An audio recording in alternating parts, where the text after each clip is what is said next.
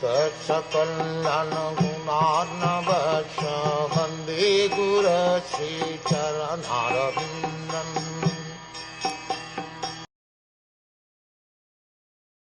Thereafter, the yogi should merge his mind, by his unalloyed intelligence, into the living entity, and then merge the living entity into the super-self.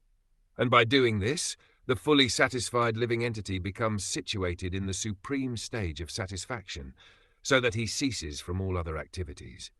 The functions of the mind are thinking, feeling, and willing. When the mind is materialistic, or absorbed in material contact, it acts for material advancement of knowledge, destructively ending in discovery of nuclear weapons.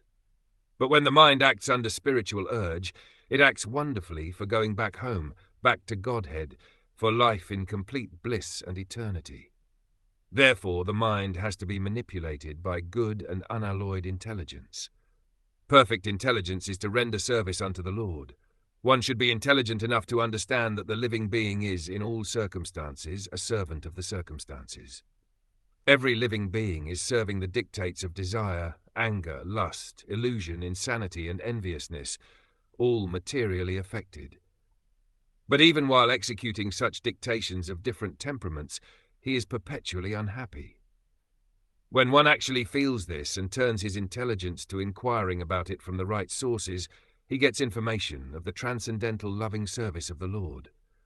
Instead of serving materially for the above-mentioned different humors of the body, the living entity's intelligence then becomes freed from the unhappy illusion of materialistic temperament, and thus, by unalloyed intelligence, the mind is brought into the service of the Lord. The Lord and his service are identical, being on the absolute plane. Therefore, the unalloyed intelligence and the mind are merged into the Lord, and thus the living entity does not remain a seer himself, but becomes seen by the Lord transcendentally. When the living entity is directly seen by the Lord dictates to him to act according to his desire, and when the living entity follows him perfectly, the living entity ceases to discharge any other duty for his illusory satisfaction.